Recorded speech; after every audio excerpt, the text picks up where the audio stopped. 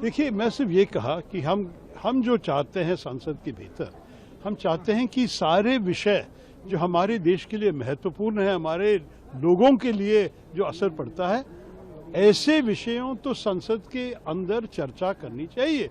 क्योंकि अगर हम संसद को इस काम के लिए नहीं इस्तेमाल किए तो संसद का महत्व क्या है?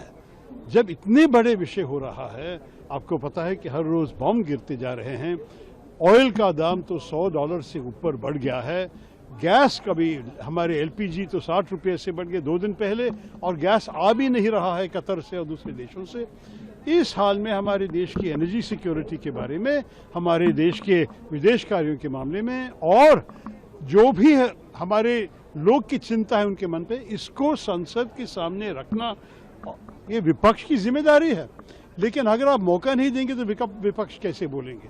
जब इतनी बड़ी चीज हो रहे हैं दुनिया में, तो भारत के संसद इस पर चर्चा नहीं करेंगे, सिर्फ विदेश कार्य मंत्री कुछ बोल के चले जाएंगे, तो ये संसद है या कोई नोटिस बोर्ड?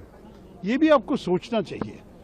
यही हम कह रहे हैं, हम उससे ज्यादा नहीं मांग रहे। जैसे कि मैं सो रहा हूँ तो पिताजी को जगाना है मुझे, तो वो डायरेक्ट उठाने के बजाय, और हिंसा की परंपरा मेरे यहाँ नहीं थी सौभाग्य से, तो वो क्या करते थे कि उस कमरे में आ जाएंगे या बाहर से गुजरेंगे और चौपाई बोलेंगे, प्रात काल उठिके रघुनाथा मात पिता गुरु नावई माता। कभी कभी मैं गुस्से में उठ करके अरे पापा चरण स्पर्श किया और सो गया। मैंने कहा अब मत उठाना।